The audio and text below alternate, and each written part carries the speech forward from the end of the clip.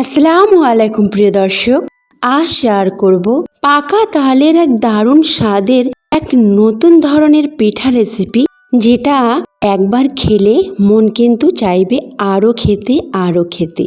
আর এই পিঠাটা বানানোও কিন্তু খুবই সোজা, একবার দেখলে পরেই আপনারা বানাতে পারবেন। আর এই তালের সিজনে এইরকম একটা পিঠা বানিয়ে আপনার পুরো পরিবারকে একেবারে অবাক করে দিন আর সবাইকে বাধ্য করুন আপনার প্রশংসা করতে। তো ফ্রেন্ডস, এই মজাদার পিঠা রেসিপিটি অবশ্যই আপনার ফ্রেন্ডস রিলেটিভদের কাছে শেয়ার করবেন, আর ভালো লাগলে অবশ্যই একটা লাইক করবেন, তার সাথে সাবস্ক্রাইব করে পাশে থাকা বেল আইকনটি ক্লিক করবেন। বিসমিল্লাহির রহমানির রহিম। এখানে একটা কড়া নিয়েছি, আর কড়াতে 1 বাটি পানি দিয়ে দিলাম, তাতে একটু লবণ দিলাম আর 2 চামচের মতো চিনি দিলাম। মিষ্টিটা আপনারা আপনাদের মতো অ্যাডজাস্ট করে নেবেন। এবার পানিটা ফুটে গেছে, আমি এতে 4 টেবিল চামচের মতো পাকা তালের পাল্প দিলাম। এটা আমি একেবারে জাল করে ঘন করে রেখেছিলাম। এইভাবে জাল করে ঘন করে রাখলে তালটা কিন্তু তেতো হবে না আর ভালোও থাকবে। আর এটা দিয়ে পিঠা বানালে পিঠাও কিন্তু খুবই সুস্বাদু হবে। ভালো করে তালটা মেশানোর পর একটু ফ্রেশ নারকেল কোড়ানো দিলাম। যদি বাড়িতে থাকে নারকেল তো অবশ্যই দেবেন। এবার দিয়ে দিলাম চালের গুঁড়া। যে বাটির মাপ করে আমি পানিটা নিয়েছি সেই বাটির মাপ করেই 1 বাটির মতো চালের গুঁড়া দিলাম। এবার এটাকে ভালো করে নাড়াচাড়া করে মিশিয়ে নিয়ে আর ঢাকনা চাপা দিয়ে 2 মিনিট রেখে দেব, যাতে এটা খুব ভালো করে সিদ্ধ হয়। আর গ্যাসের ফ্লেমটা অবশ্যই কম রাখবেন, কম আঁচে পুরো কাজটা করব। এবার 2 মিনিট পর এটাকে একটু নাড়াচাড়া করে নিলাম। তারপরে এটাকে একটা বড় প্লেটে ঢেলে নিলাম, আর একটু হাতে পানি নিয়ে গরম গরম থাকতে থাকতেই এটাকে মেখে নেব।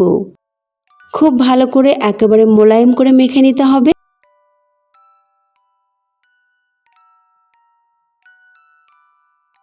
দেখুন আমার মেখে নেওয়া হয়ে গেছে। এবার আমি রুটির মতো লেচি কেটে নিচ্ছি,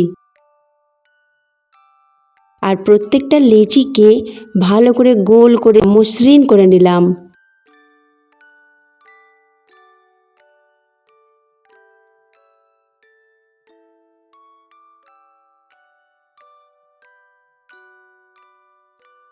এবার একটা গোল লেচি নিয়ে তাকে এইভাবে লম্বা করে নিচ্ছি। লম্বা করা হয়ে গেলে এটাকে আমি কেটে নেব, আর কেটে নিচ্ছি আমি আমার পছন্দ মতো পাস্তা ডিজাইন দিয়ে। আপনারা আপনাদের যে কোনো শেপে কাটতে পারেন। তো আপনারা এগুলোকে গোল গোলও করতে পারেন, আপনারা আপনাদের পছন্দ মতো করতে পারেন। তো আমি পাস্তার ডিজাইন দিয়েছি।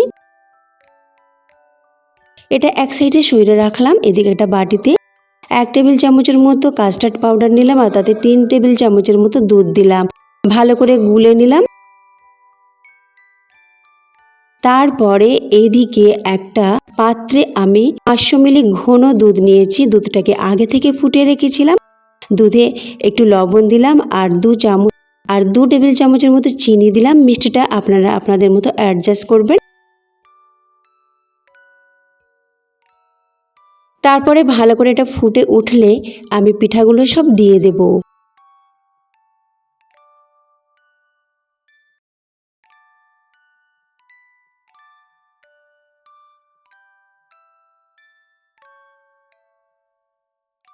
পিঠাগুলো দিয়ে ঢাকনা চাপা দিয়ে মাঝারি আঁচে এটাকে ফুটিয়ে নেব।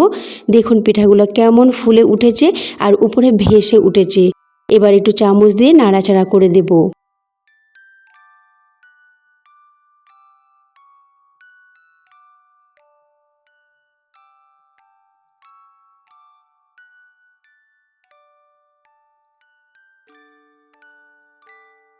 তিন থেকে 4 মিনিট পিঠাকে খুব ভালো করে দুধের সাথে এইভাবে ফুটিয়ে নেবেন। আপনারা একটু চেক করে নেবেন, যদি মিষ্টি কম হয় তো মাঝখানে একটু মিষ্টি দিয়ে দেবেন। এবার আমি যে কাস্টার্ড পাউডারটা গুলে রেখেছিলাম দুধের সাথে সেটা দিয়ে দেব। আর এই সময় গ্যাসের ফ্লেমটা একদম কম রাখবো। যখন কাস্টার্ড পাউডারটা দেবেন তখন গ্যাসের ফ্লেম কম রাখবেন। জোর রাখলে কিন্তু কাস্টার্ড পাউডার খুব তাড়াতাড়ি জমে যাবে।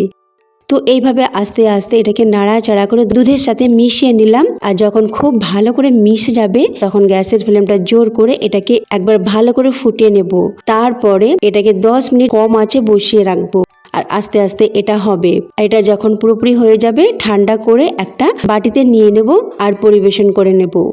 দেখুন কত দারুণ হয়েছে মাশাআল্লাহ, দেখতে যেমন হয়েছে খেতেও কিন্তু মাশাআল্লাহ খুবই মজার হয়েছিল। আর উপরে নারকেল কোড়ানো দিয়ে আমি পরিবেশন করে নিচ্ছি। তো ফ্রেন্ডস, আজকের এই তালের এই দুধ পাস্তা রেসিপিটি কেমন লেগেছে অবশ্যই কমেন্ট করে জানাবেন।